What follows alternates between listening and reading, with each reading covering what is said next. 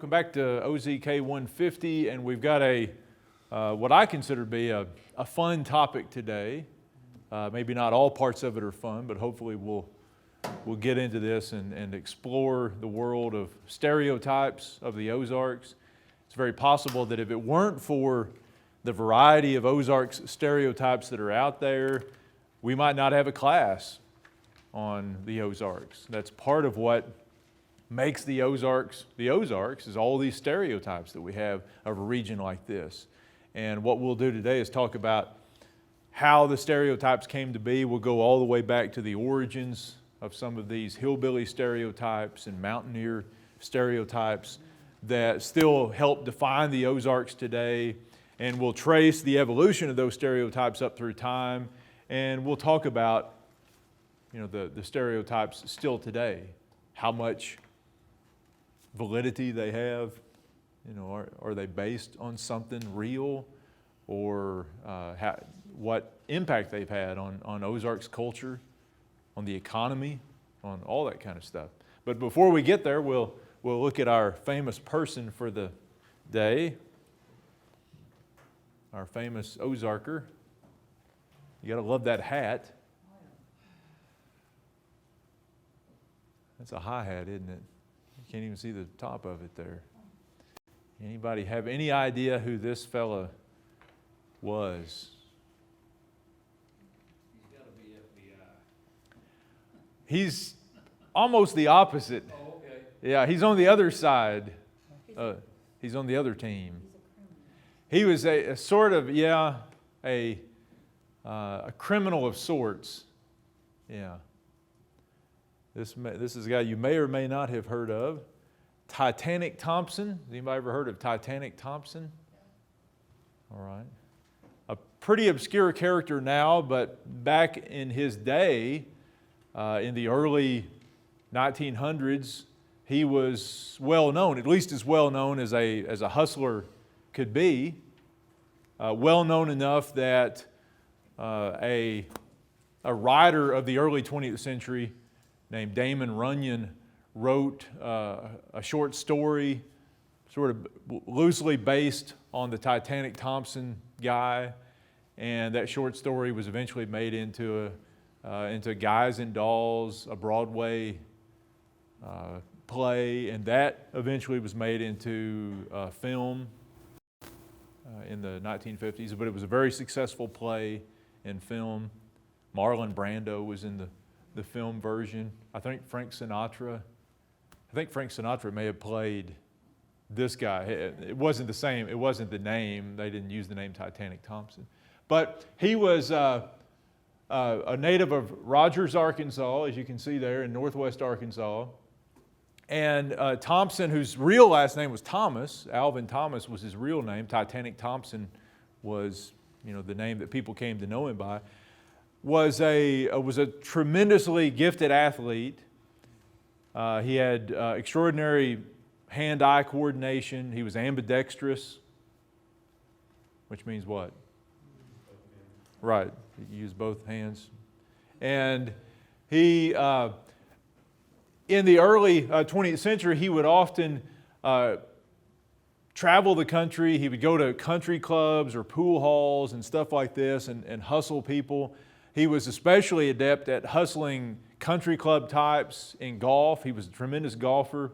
And one of his favorite tricks, until word got around too much and he couldn't use it anymore, was to beat somebody in a round of golf and then act apologetic and say, okay, I'll play left-handed this time and we'll do double or nothing.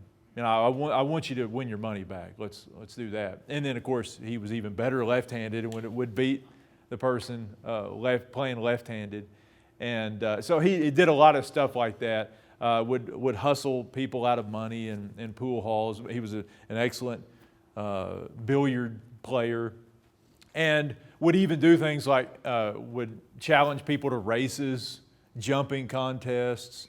He was a excellent marksman. He would challenge people to shooting contests and stuff like that. I guess there are people maybe who still do that today, but this was the early 20th century. times were a little more fluid, and somebody could actually, I mean, he made probably made a fortune several times over hustling people in these ways, and then probably blew most of the money that he ever made living the life of a hustler. But I don't know if people do that anymore on a scale like he did, where you become famous and Sports Illustrated writes stories about you and stuff like that. But certainly he became well known in his day, and the story goes, or his version of the story was that he earned his nickname Titanic in Joplin, Missouri, when he managed to win $500 off of a guy in a pool game. He then bet the guy double or nothing that he could jump all the way over the pool table without touching it. And when he did it, he won even more money off the guy. And his story was that he was over in the corner counting his money, and somebody asked the guy that he had just hustled, who is that guy? Or what's his name? And he said, well, it must be Titanic because he sinks everybody. And so this was, early 20th century, not long after the Titanic. So that's how he gets his nickname. And that's Titanic Thompson. Okay, our word for today is sook. I bet somebody knows this word. Like a call to like a pig or a cow or something. Yeah, you got it. It's a call to a cow. It's the most common word or sound that farmers use to call to their cattle. Sook, sook. If you remember on the Shannon County film we watched, I think that old guy said, but there are any number of ways that you can do. So you can sing it, you can holler it, you can falsetto it, whatever you want to do. There are different ways of calling cattle, but most of them involve the word sook in there. Or you can just say sook, sook, that kind of thing. I don't know what the origin of that is, what it comes from, but it's an old term, Suey or Sue or some form of that's usually the pig call. If you've ever been to an Arkansas Razorbacks game in Fayetteville, you'll hear that until you're ready to just get up and leave. They do that a lot, but that's where that comes from. How about nary? What's that mean? None? Yeah. Yeah, I've used the term nary. It's none of them. None of them came. Well, let's talk a little bit about the Ozarks and stereotypes. I sometimes, in some of the classes I do on the Ozarks, it's one of the first things we talk about the first week of class. I don't remember that we did that much in this class this semester, maybe just a little bit. But what are the things that a lot of people think of when they think of the Ozarks, or people in the Ozarks especially? What are some of the common characteristics you would expect of a hillbilly? Backward? Okay, bib overalls, barefoot, uneducated, poor, straw hat, pipe. Yeah, pipe is good. You got to have a banjo. Yeah, if you're packing a musical instrument, banjo's as good as anything. Moonshine. Lazy, yeah. Yeah, that's probably. What are we describing? What gender of a person are we describing here? Okay. But if we're doing race and gender, it's probably a white man that we're talking about. When you just throw the term hillbilly out, for most people that's what comes to mind. Some image of a white guy who fits the characteristics we just talked about. You can have hillbilly women, and there was a professor at the University of Arkansas several years ago who wrote a book called Black Hillbillies, or Black Hillbillies of the Ozarks, something like that. But it's not the first thing that comes to mind. We know that from our last topic, diversity in the Ozarks, that there were black people in the Ozarks. There are lots of people of Hispanic descent in the Ozarks today, but those people generally don't come to mind when you think of hillbilly. You have kind of a certain idea in mind. If you're from the Ozarks, are you offended by hillbilly stereotypes, by hillbilly caricatures? Okay, so you think that hillbilly is more or less an innocuous term that doesn't necessarily offend, but if somebody calls you a redneck, that has more of a sinister meaning to it. So there are differences. Hillbillies and rednecks have differences. Yeah. What? Well, how would you characterize a redneck then? How would he or she differ? I think a lot of the intelligence level, things like that would be the same, but more of the appearance changes and the interests. I wouldn't necessarily think of moonshine, but more like NASCAR and things NASCAR. Like that. You know what I mean? But yeah. Okay. So a different appearance, different interests. Yeah. NASCAR, and as you said, redneck you consider more of like a current term as opposed to hillbillies. The caricature that we've drawn here, not so much a current sort of thing, more of a historical figure, maybe. Rednecks are not very tall. Yes. Rednecks That's a good point. Redneck is a term we often associate with racism, intolerance. Yes. Rather be a hillbilly than a redneck. You don't associate that with hillbillies? There's a little crossover, but Yeah. I would say hillbillies is being real peaceful, just outdoorsy. Okay. Yeah. Close to nature. I'd rather meet a hillbilly than a redneck, I guess. Yeah. Yeah, I think so too. You'd rather meet a hillbilly than a redneck? Or hang out with a hillbilly. Right. I wasn't sure if you said I'd rather be a hillbilly than a redneck, or I guess it makes sense though, either one. Yeah. You'd rather be or meet one. Like we discussed one time, Ma and Pa Kettle. Right. And that's the lazy guy and the hardworking woman. Yeah. They seem to get along with everybody. Right. The ritzies that they did and whatever. The kettles, we'll actually see the kettles on here. If I didn't take it off of our slideshow, that's good examples. Ma and Paul Kettle from the 1950s movies. My family's they all live in Kansas, Uh-huh. and they consider themselves country, but we're hillbillies and rednecks to them. Right. Just because we live in Missouri, but they're not. They're just country. Kansas people are country. They're not hillbillies or Well, rednecks. For some reason, they consider Missourians to be more Yeah. of the hillbillies. Well, I guess if you wanted to be technical about it, a hillbilly is someone who lives in the hills. If you want to really go by the word, and most people in Kansas, even country people, wouldn't qualify with that. So maybe the Flint Hills. Basically agriculturists, isn't that what that is? Isn't that where they got that name? Is that what you think of? Well, from bending over and working and they get Right. sunburned on their neck. I thought Yeah. that's where it kind of came from. So if you really Yeah. get the roots. That's origin of the word. That's one explanation, probably as good as any explanation for where the term redneck comes from. Yeah. And do you think of rednecks though? If you think of the term redneck today, does a farmer come to mind? Yeah, it's sort of morphed, hadn't it? The term redneck has kind of taken on a different. What's that comedian that I does? was about to say, was it- Jeff Foxworthy? Yeah, all Jeff those- Foxworthy. yeah, Yeah. you're redneck if. Yeah. Oh, yeah. That guy has become filthy rich on these redneck jokes. He's really built that redneck stereotype with the NASCAR and the Yeah. Yeah. this and that of kind of that lower class country life.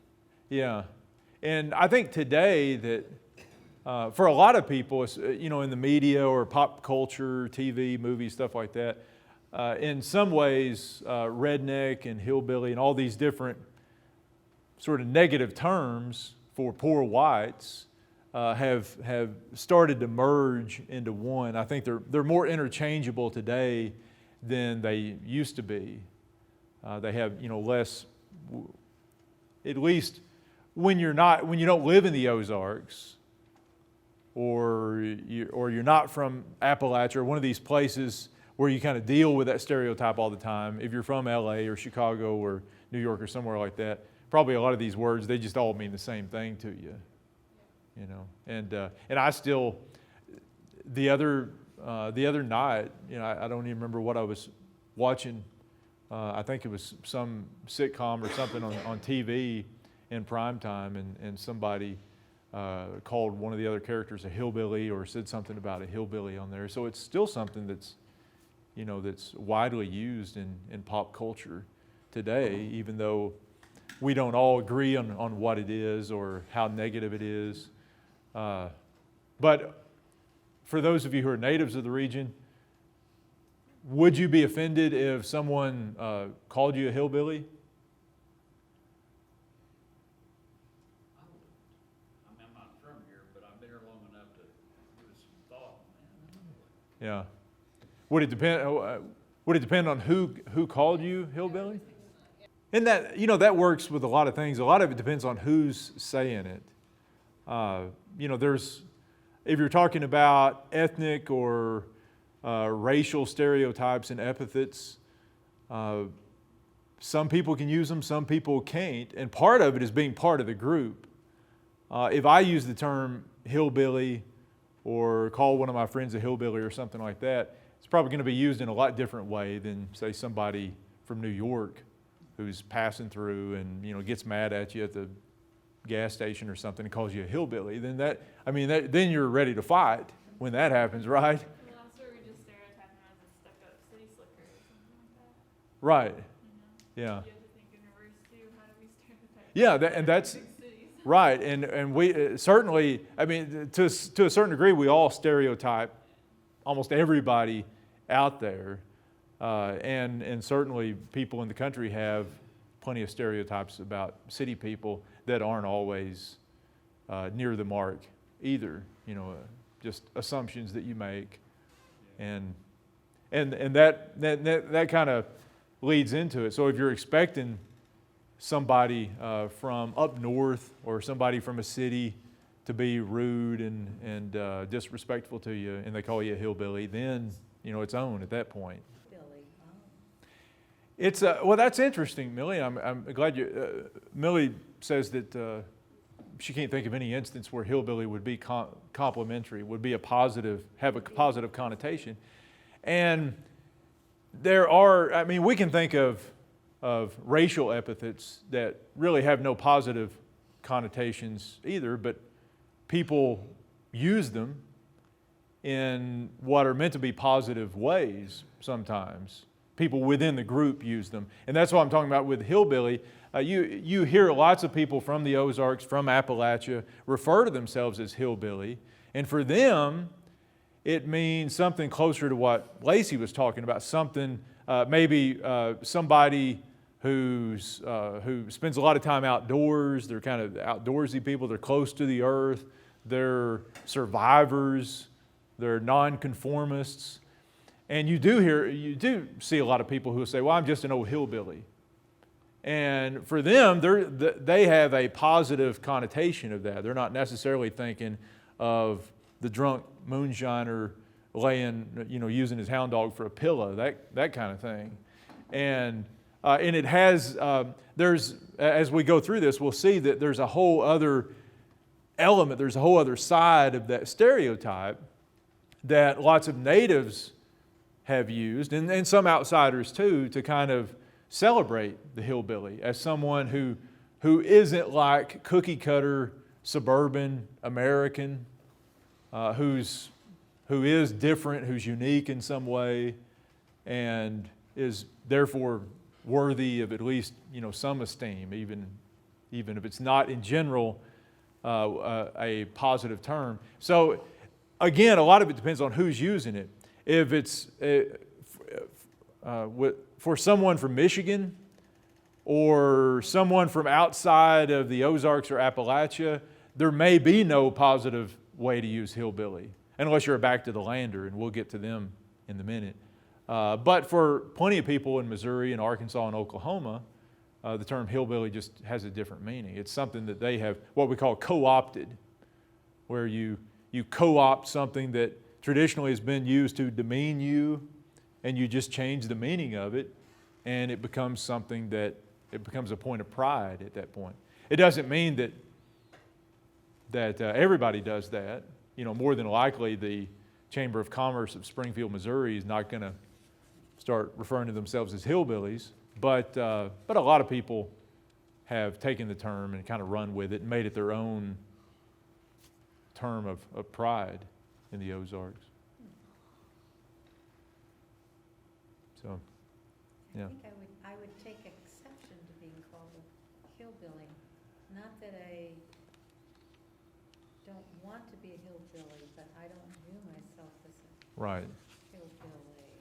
Well, again, if a hillbilly is the person we described at the beginning of this, the person who moonshines and, you know, barefoot and uneducated and lazy and all that kind of stuff, most of us are not going to, you know, we're going to agree with Millie and not want I to do fit some be of called those, that. you know, the- Oh, we probably all fit one or two things, yeah. Yeah, I mean, you can go through the Jeff Foxworthy's redneck books and find a couple that you think, it's a little too close to home for me. But if you have a different definition of what a hillbilly is, a more positive definition, then, you know, you might not be so upset about calling yourself a hillbilly. Again, being called a hillbilly can be a completely different thing.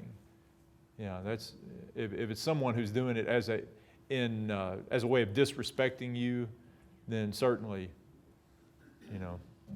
And hillbillies generally like to fight, so that could be a good thing. You know, if it results in a fight, then you might be happy. You know, it's odd how these things can work out to the benefit of everyone. Pretty hillbilly. Yeah, I appreciate you bringing that up. I really do. Yeah. Sierra and her Arkansas hillbilly jokes. Yeah, it's not us, but it's them. That's those of us who are from Arkansas know that happens, you know, and that's why we don't even like people in Missouri. You know, it's just you cross the state line, you're just ready to fight. But that and we'll talk about that in a minute. That even within the Ozarks, primarily, you know, over 90%. Arkansas and Missouri, there's a difference even within the Ozarks over, you know, which state is the hillbilliest of the state, and people in Missouri generally credit Arkansas with that. Even though I'll come loaded with information the last week, I think, to just prove to you using statistics that Missouri is the most hillbilliest of the Ozark states, and hey, I'm just, you know, using what the New York Times gives me here. So and they can't be wrong, right? They're from New York. Yeah, they got to know what they're talking about. But we'll talk about all that stuff as we go along here. Now, one of the things we've mainly talked about people, about hillbillies, Ozarks, but there's a whole other side of that Ozarks image. And that is the image of the region, of the physical region, which is often a very different image. When you think of the physical Ozarks, what do you tend to think of? Hills, lakes, rivers, right, creeks. We don't really have rivers down here. Right, it's more creaky, yeah. Isolation. Isolation, caves, these various things, all of them have in common a sort of physical beauty. You know, not all places in the Ozarks you're going to go and think, well, this is the most beautiful place I've ever seen. But when we think of the Ozarks physically, we often think of these, you know, these hilltop vistas and these rugged hills and hollers and all that kind of stuff. And the physical side of the Ozarks is generally seen in a positive light, even by people from outside of the region. That's what has historically brought so many people to the region. And we'll talk about tourism later in the semester and the history of tourism and its importance to the Ozarks. But that physical beauty of the Ozarks has brought thousands of people to the region and still does today. and it's generally viewed in a positive light. And so you get sometimes this kind of contrast, and that's why I call this Hillbillies in Paradise. And this postcard is a good example of that. This is probably from the 50s, I would say. You used to see a lot of these postcards. And you've got your hillbilly. He's got a guitar instead of a banjo here, but barefoot, floppy hat, overalls. You know, he's sort of the quintessential hillbilly. But the images that surround him are all of this kind of bucolic nature, beautiful place. And so often there are these contrasting images of the Ozarks. You got a beautiful place inhabited by, unfortunately, not so beautiful and often troublesome people, these hillbilly characters. You know, the Ozarks would be a great place to visit if it wasn't for the Ozarkers, that sort of idea that a lot of people had. And so this is going on in the background too. And again, just another example of that. Lots of this, I've never seen this scene in the Ozarks before. You know, the snow-capped mountains, that sort of thing. But it gives you an idea of how inexact a lot of these images are, stereotypes. Ozarks, mountains, they must look like the Rockies or something like that. And, you know, we do any number of things when trying to market an image or market a product in this case. And again, we could put up any number of these kind of hillbilly characters that have been associated with the Ozarks. This particular one associated with Arkansas, the Arkansas Chuggabug. Does anybody remember the old Hanna-Barbera cartoon, Wacky Races? You ever seen that? I think it came out in the early 70s. It's about 40 years ago. Came out, and occasionally you'll see it rerunning on one of the old like Cartoon Network or something like that. But that was a character from that show, the hillbilly character from Arkansas, who drove a homemade wooden car with a moonshine still on the back of it. So yeah, we know if you've watched many Hanna-Barbera cartoons, Scooby-Doo and all that kind of stuff. Not a lot of deep stuff going on in those, and they're pretty much right there on the surface. Lots of stereotypes. Just get to the point and use images that everybody's going to recognize when you're watching those. So there are these kind of dueling images. We talked about the Ozarks versus the Ozarkers, the physical beauty of the place versus sometimes the unfortunate hillbillies who occupy the Ozarks, some people might think. You've got, within this kind of hillbilly stereotype, there are different ways of looking at it. There's the positive image of the backwoods people that you might call the contemporary ancestors image. And in other words, these are people who are rustic, they're charming, they live like the old timers lived, they're hardy people, salt of the earth kind of folks. We need more of these people in the world. That kind of idea of the Ozarkers doesn't mean they're doing anything different than any other hillbilly stereotype, but it's just a different way of seeing these people. And a lot of that, again, just depends on your perspective. The same people, two people may look at the same group of hillbillies in the backwoods of the Ozarks. One group sees these kind of charming, rustic people who have, turned back the clock. The other group sees degenerate hillbillies, people who really have no social value, drinking, feuding, all that kind of stuff. Too much banjo music, too few teeth, all those characteristics that we have. We've already brought up, thanks to Sierra, the Arkansas-Missouri divide here. I was just going to kind of gloss over that one since I think I'm the only Arkansan or Arkansas you're here today. I don't think my other one's not here. And but this is a real divide too. If you're from the Ozarks and you're from the Missouri Ozarks, at the very least you can say, well, at least we're better off than Arkansas, right? So there is, One of the things that has been true is that historically, Arkansas has been more the butt of the joke, the hillbilly joke, than Missouri has been. So Missouri's always benefited a little bit. Missouri's got St. Louis and Kansas City. Tends to be more metropolitan, wealthier than Arkansas. There are any number of advantages that Missouri has had traditionally over Arkansas. And so Arkansas has often ended up at the very bottom, and even within the Ozarks, Arkansas ranks at the bottom and has been often made more fun of than Missouri has. I really like the Arkansas people. Right. Millie, you're auditing the class. You don't have to.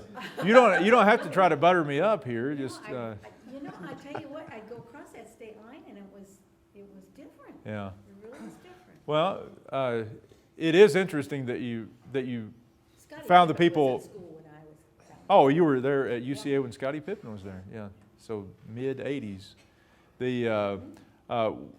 But you found the people of Arkansas friendlier and less standoffish. Grocery stores, and- gas stations, you yeah. name it, Yeah. everywhere. Yeah, we'll take it. We'd rather have more money, but if that's the only thing we can take, we'll do that too. But there is Missouri and Arkansas. If you're in the Ozarks, you've been the butt of jokes and you've been stereotyped. But there has been a more severe case of stereotyping for Arkansas as a state than for Missouri. And one of the things I did a few years ago, I wrote a book called Arkansas, which was about the history of stereotyping and the image problems of Arkansas. And it was probably about 5 or 6 years ago, I was sitting in my office one evening when I was still teaching down in Arkansas, and I thought, I've been working on this book for a long time about Arkansas stereotypes and the history of people making jokes about Arkansas. And I just wonder if I've been operating under a misconception. I wonder if Arkansas really is that much the butt of jokes. And so I did this very scientific internet research, the Google search research that we can call research nowadays. And I started doing these Google searches for certain terms, and I would put them in quotation marks so you'd look for exact terms. And I would do like Arkansas hillbilly, hillbillies from Arkansas, and then I would do Missouri hillbilly, hillbillies from Missouri. And I went through just about every state in the Union looking at these things, and I would tabulate, it shows you how many hits you get and all this kind of stuff. And I would tabulate all this stuff.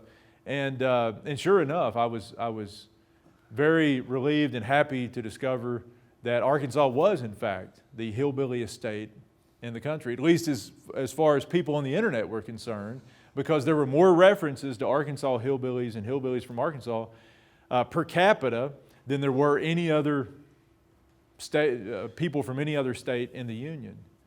And that was, the 21st century. So there's something about Arkansas that just kind of shouts hillbilly to the rest of the country. And we'll see some of what that is, why that's the case. And then, of course, almost anything we talk about tonight, you could just take out the term Ozarks and insert Appalachia, because we've already seen the historic connections between Appalachia and the Ozarks, settlement patterns and all that kind of stuff. And when it comes to stereotyping, there are all kinds of connections as well. If you took a class on Appalachian studies or Appalachian history or anything like that, somewhere in Tennessee or Virginia or North Carolina, they would talk about stereotypes.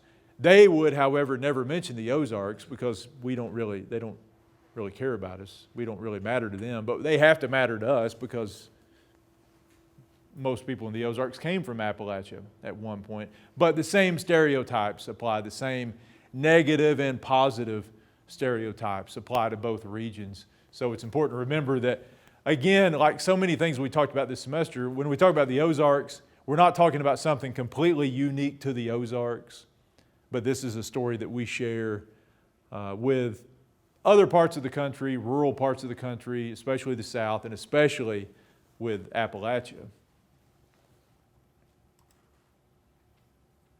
And a lot of this, this is a pretty long slideshow, but a lot of it's just pictures. And we'll talk a little bit about the background, why the images came about in the first place, and as we go through this. We'll start with the Arkansas image because I really think the Ozarks hillbilly image starts really as more of an Arkansas image than anything else. Before the Civil War, most people weren't really talking about the Ozarks. The Ozarks, as we know it, kind of the social construct of the Ozarks is really a post-Civil War creation. People were living in this area we call the Ozarks, but they weren't really talking about it as the Ozarks just yet. And so a lot of these early stereotypes that eventually get attached to Ozarks people were first placed on people in Arkansas, especially in North Arkansas, in the Ozarks. And one of the earliest examples of that comes from the published writings of Henry Rowe Schoolcraft. And Schoolcraft was one of the first travelers to travel through what we know as the Ozarks. Back early, before Missouri became a state, long before Arkansas became a state. He came through the region in 1818 and in 1819. And he was mainly interested in the physical characteristics of the Ozarks, rocks and soil and all that kind of stuff, but he occasionally wrote about the people he encountered in the Ozarks. And most of the time, what he had to say about them was quite negative and would remind us of a modern-day hillbilly image, even though the term hillbilly wasn't used back in those days. It's mainly a 20th century term. But this is just one example of his writing about a family that he encountered in North Arkansas, just south of the state line, or back in those days, the territory line. And it would be pretty much just south of what you're talking about. Just kind of go down from Douglas and Ozark County, and just, you get across the state line, and here's who you encounter. But again, these are early pioneer settlers living in, really on the frontier at that time. And let's see if I can find where. He's talking about coming up to this house and the dogs barking when they first came up to the house to let the people of the house know that these strangers were coming up. He writes, "Our approach was announced by the loud and long continued barking of dogs who required repeated bidding before they could be pacified. And the first object worthy of remark which presented itself on emerging from the forest was the innumerable quantity of deer, bear, and other skins, which had been from time to time stretched out and hung up to dry on poles and trees around the house. These trophies of skill and prowess in the chase were regarded with great complacency by our conductor as we passed among them, and he told us that the house we were about to visit belonged to a person by the name of Wells, who was a four-handed man for these parts and a great hunter." And I'm going to skip down a little bit. The house's interior would disappoint any person who has never had an opportunity of witnessing the abode of man beyond the pale of the civilized world. So he's not impressed. Nothing could be more remote from the ideas we have attached to domestic comfort, neatness, or conveniency, without allusion to cleanliness, order, and the concomitant train of household attributes which make up the sum of human felicity and refined society. So it's kind of a highfalutin way of saying these people are just dirt poor hillbillies. If you didn't figure out with all the stuff he kind of couches it in very formal language there. The dress of the children attracted our attention. The boys were clothed in a particular kind of garment made of deerskin, which served the double purposes of shirt and jacket. The girls had buckskin frocks, which it was evident by the careless manner in which they were clothed were intended to combine the utility both of linen and calico, and all were abundantly greasy and dirty.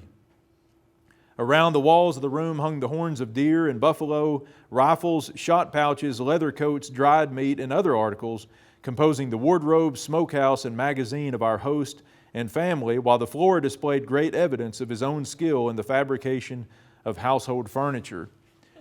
And he goes on to describe this family. He mentions that even the women and the girls in the family really could carry on no conversation that didn't have to do with hunting.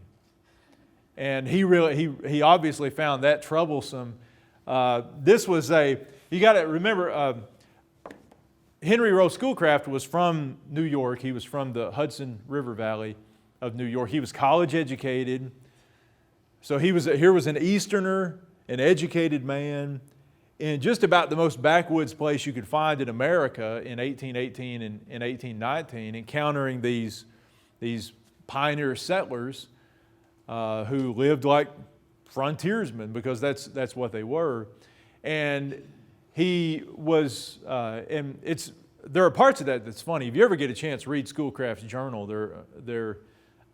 What he doesn't always point out, but what becomes clear from his journal, is that he was a tenderfoot who really didn't know how to survive in this kind of environment, and the people he came into contact with kept him alive.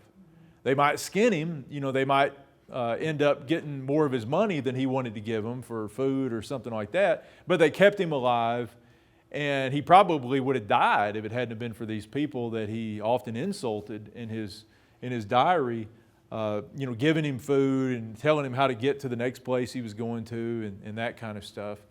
And you can kind of picture the scene with this rather effete Easterner amongst these rough-hewn frontiersmen. They probably thought as little of him as he thought of them. The only difference was they weren't writing anything down. Most of them probably couldn't write, and if they could, they didn't have anything to write on or write with. So we get his memories of this place. But the reason I mention that, it's an example of the earliest planting of the seeds of this kind of hillbilly image, because his journals were eventually published and read widely amongst the people who actually read in those days, kind of the middle class and upper class people read these accounts widely and started forming these images of these backwoods characters in far off Arkansas. And these just happened to also be in the Ozarks of North Arkansas. But it was a good example. And then a few years later, you get another example of a traveler, in this case George Fanshawe, who comes through, and if I can find this one, he is actually, I believe he's still in Missouri. He's traveling from the Ozarks of southeast Missouri into North Arkansas, and I believe he's still in Missouri when he writes this. We'll just say he's in Missouri, even though he's probably in Arkansas, but I'll say he's in Missouri. He writes, if the settler is merely a hunter and squatter, you find a poor cabin and no farm, a cow perhaps that comes in from the woods once every 2 or 3 days to get a little salt, and that then only gives a teacup full of milk. But in most cases, when you arrive, the owner of the mansion is not at home, and he obviously uses mansion, in a kind of ironic sense. And in his place, you find 6 or 7 ragged, wild-looking imps, and a skinny, burn-up, dirty female who tells you that he is going to help a neighbor to hunt up an old painter that's been after all the pigs. And a painter is a panther in this case. That's what they called panthers. He ain't been home in a week, and I reckon he stopped somewhere to help to shuck corn. He's using the local dialect. We ain't got nothing in the house but a little corn that I pounds as I uses it, and a couple of raccoons just to starve us till he gets back. He's basically, using the women's voice there. The corn they consume is paid for in deer skins, and the heavier debts of the squatter he literally liquidates with bear's oil. And he goes on, and there's some other kind of unflattering depictions of backwoodsmen. What did he first say? Did he call them imps? Imps, yeah, the children, yeah, the little kids he refers to as imps. Why? That doesn't even sound polite. Well, it wasn't, and he obviously, well, the thing about it is, there were several of these travel accounts that were published in the early 1800s, and many of them were like that. They were disrespectful to the people that they had visited, partly because they knew those folks weren't going to be reading these things anyway. What's the chances of them reading this? It was almost like the National Geographic reporter, going to South America or something and coming back and writing these stories. There was this kind of exotic quality to the Ozarks at the time. And, in some cases, that's why the hillbilly stereotype is still a powerful one, because there is that kind of exotic quality about it. These are people who speak the same language for the most part. If you're a white northerner, like Schoolcraft, they look sort of like us. They're the same color, Protestant like us, but yet they're still exotic in some strange way, and they're still worthy of reporting on because of these exotic qualities. They may look and seem like us, but really they're not like us. They're fundamentally different in many ways. And so these are a couple of examples of that. So you start to feed that image in the early 1800s. Again, we're not calling it a hillbilly image yet. That term comes along in the late 1800s. But you're getting that image of the backwoodsman.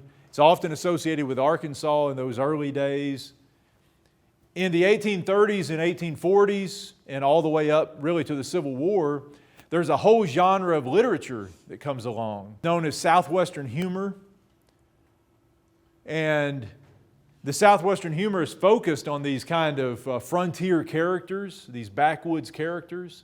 And one of the most famous of these fictional characters was a fellow by the name of Pete Whetstone from the Arkansas Ozarks, from a place called the Devil's Fork.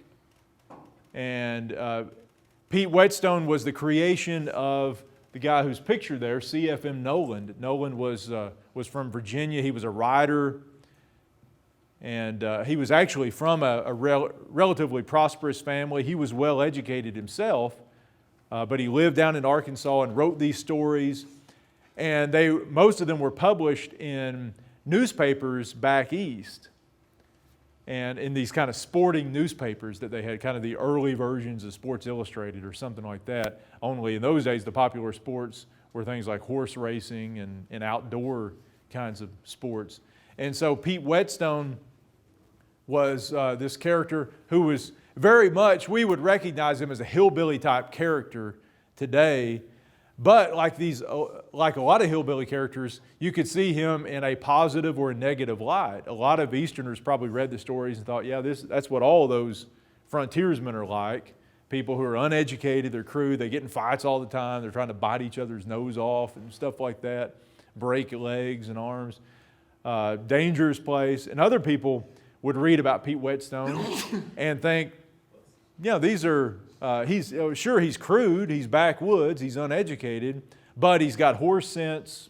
He's a common sense guy who generally accomplishes whatever it is he sets out to accomplish.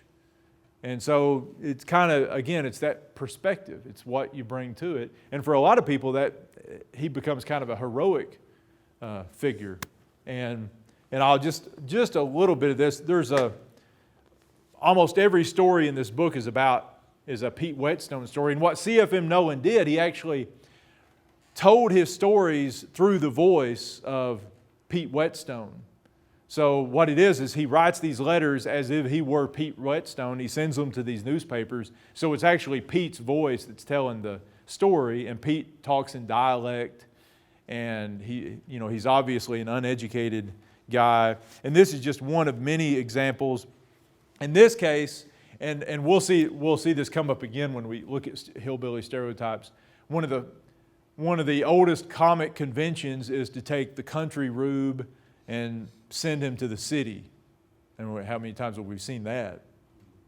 Crocodile Dundee and Tarzan and every other, the rube goes to the city and hilarity ensues. And that's what happens here. Pete finds himself in Little Rock, which wasn't much of a city, but compared to the Devil's Fork where he was from in the 1830s, Little Rock might as well have been Manhattan. And then he reacts. He says, I took a trip way out south. Well, when I got to the Rock, I was in a big hurry to keep on, so I walked up early in the morning thinking I would rig out in a suit of their best, but they hadn't opened their store. he ends up buying this suit of clothes and these breeches that are humongous. They're way too big for him. And he says, the fellow measured me and put up a pair that he said would fit me to a shaving. So I stuffed them into my saddlebags and put out south. He didn't try his pants on. And this is going to come back to haunt him later. He just stuffs them in his saddlebag. Well, when I gets out, I was asked to a party. And he's in Little Rock. And I rigged myself up. But, oh, Lordy, my breeches were big enough for the fat man what was blowed up in the steamboat.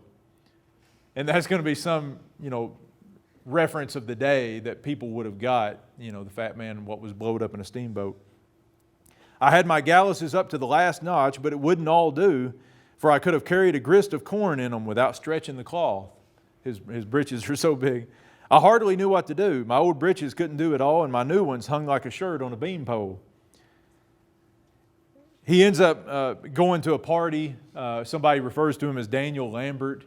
And the only reason I know this is in the footnote here. Daniel Lambert, at the time, was the common name associated with being humongously fat, because Daniel Lambert had died a few years earlier, and he was the heaviest guy in the world, over 700 pounds. So when somebody in those days said Daniel Lambert, everybody knew what it referred to. And he talks about, he ends up, I won't read the story, but he ends up trying to hide in the corner, and he ends up hiding by the piano, and then somebody comes over to play the piano, and he's all of a sudden kind of right in the spotlight, and he doesn't know what a piano is. He sees this, he talks about this, this big box with a bunch of horse teeth in it, and it's, it's that kind of thing. And he ends up sparking a little bit with the young woman who comes and sings at the piano. And he later goes and eats at the banquet and almost chokes on a spicy pickle or something because he thought it was something else. And so they're funny stories. The dialect is a little strong, and sometimes in some places they're a little bit hard to read just because they're almost 200 years old. And they're written in what we would consider slang. They're written in kind of the country slang of the day. And sometimes that's hard to read. You can imagine somebody 200 years from now, or for that matter, 10 years from now, trying to read some of the slang from right now. It changes so rapidly nowadays, street talk. But so a lot of that's just kind of incomprehensible, and references to Daniel Lambert and stuff like that. If you didn't know, it wouldn't make a lot of sense. But again, Pete Whetstone, a perfect example of an early version of this hillbilly Ozark stereotype that a lot of people loved and sort of revered as this heroic character. Other people kind of just pushed off to the side and said, well, that must be what all of those people are like out there. Mainly for the New York. Yeah, this is written for an Eastern audience. Yeah, it's written for an Eastern audience, though it is read occasionally by educated Southerners. But for the most part, Easterners are reading this, and C.F.M. Nolan's writing it for, knowing what his audience is, knowing who his audience is. And then another good example of one of these Southwestern humorists, Thomas Bangsthorpe, who wrote probably the most famous story in all of Southwestern humor, The Big Bear of Arkansas. And it's about a backwoodsman who gets obsessed with this giant bear and trails him through the woods and swamps and all that kind of stuff. And we won't go into any detail on that, but you can probably pull that up on the internet. It's a good story. It's easier to read than the Pete Whetstone stories. There's not hardly as much dialect in it, and it is a real good story. And around the same time, you have the emergence of the Arkansas Traveler legend. Does anybody know the story of the Arkansas Traveler? Nellie, did you ever go to the Arkansas Traveler Theater down in Arkansas? In Hardy? I know where Hardy is, but no. Yeah. There was, for several years from the 60s into the 90s, there was a dinner theater in Hardy, Arkansas, and they put on during season, 4 or 5 nights a week, they would do this Arkansas Traveler play. and it was a musical theater thing. Song. Yeah, there's a song, The Arkansas Traveler. There's a little play that you can do with the Arkansas Traveler. The idea is that this legend comes about in the early 1840s, 1850s era, that this city guy is out traveling in the backwoods of Arkansas, somewhere probably in the Boston Mountains, and comes upon this family in this little log cabin, the squatter family. And he has this back and forth with the old man playing the fiddle, who's sitting on a log or sitting on a bench out front. He's playing the fiddle. And it becomes a stage play, sort of comedy back and forth, where the traveler will ask the fiddle player, why don't you patch the hole in your roof? And he says, well, when it's raining, I can't get out and do it. And if it's not raining, it doesn't need patching. That sort of thing. And, where does this road go? I've been here 20 years and it's never going anywhere since I've been here. That, really corny kind of stuff. And there's this whole long back and forth between the city slicker and the country guy. In the version that the Arkansas Traveler Theater put on in Hardy, Arkansas for all those years, the squatter always got the best of the city guy. He was always this kind of wily guy who was basically just giving him these goofball answers just to get him going, and just to have a little fun with him. The play that toured the United States in the years after the Civil War often turned the tables and had the squatter be just this kind of ridiculous hillbilly character, and the city guy tended to be more the hero of that play. So again, a lot of it depended on your perspective.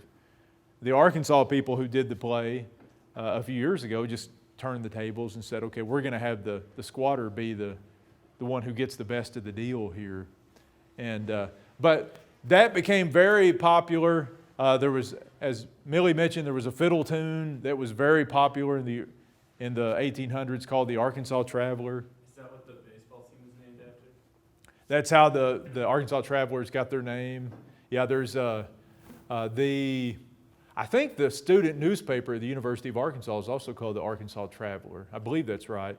And the governor of Arkansas gives out these certificates to dignitaries that are something like Arkansas Traveler plaques or something like that. So the name is still very much in use in Arkansas, most notably with the minor league baseball team in Little Rock. But that becomes part of the story. And again, you get that kind of dual image, depending on how you want to look at it, depending on your perspective, of either the degenerate hillbilly or the kind of wily, old, smart hillbilly who tricks the traveler, the city slicker who comes in. And you can even see, this is the Arkansas Traveler painting that becomes famous in the mid 19th century too. There's just all kinds of Arkansas Traveler stuff. And you can see there some early elements of the hillbilly image as well, with the log cabin, the word whiskey, with letters turned around and stuff like that. And you got all these kids in various stages of undress hanging around the cabin. So you get a lot of the hillbilly imagery in that. The woman looks like she's smoking a corncob pipe or something. Yeah, All of them fit that stereotype. Yeah, and there's some reason for that. We had if you read the reading for today, if you went online and read the reading, which was about stereotyping women and the basis for the stereotypes of Ozark women, what did the writer of that article suggest? Anybody remember? She was right. She didn't appreciate the image, but she actually goes into a little bit of the background for the image of women as barefoot and pregnant and uneducated and that kind of stuff, and says to a certain degree there's some historical legitimacy in that. Life was really tough on these women because they were often pregnant and raising kids for much of their productive lives. It was very common for a woman to have a child every 18 months or 2 years. Throughout the years when she was capable of bearing children, up until she had a dozen or more children. And you can imagine what some of these women would look like after that. I mean, they wouldn't be far off of that sort of stereotypical image. Assuming that he wasn't influenced in some way by the stereotypes. Right. I mean, as far as we know, he tried to render his subjects as true to life as he could. And if that's the case, then you're right. A lot of the women did resemble that stereotype more than the men did. Or he could have just been drawn to women who fit the stereotype and ignored all the healthy-looking women who didn't smoke corncob pipes or drip snuff in the neighborhood. So that could be. But certainly, that's where a lot of times women are stereotyped in a lot of these Ozarks portraits and stories and stuff, and they generally do look or sound something like that. They age much more quickly than the men do. That's what having a dozen kids will do to you, and taking care of this house full of children and all that kind of stuff. Yeah, if you haven't had a chance to read it, it's a short piece, the one that's on the syllabus, and it's a pretty good background to that. Yeah.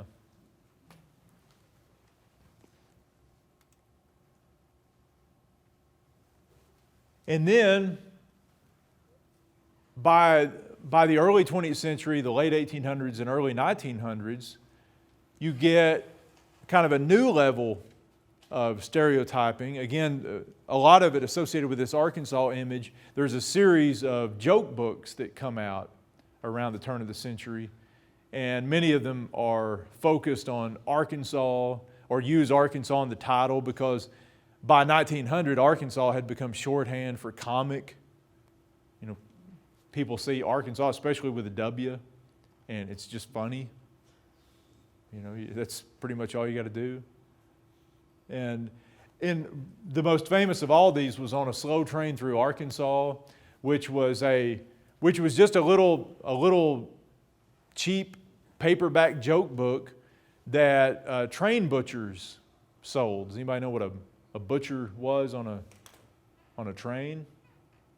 Not somebody who was cutting up meat, or a butcher boy.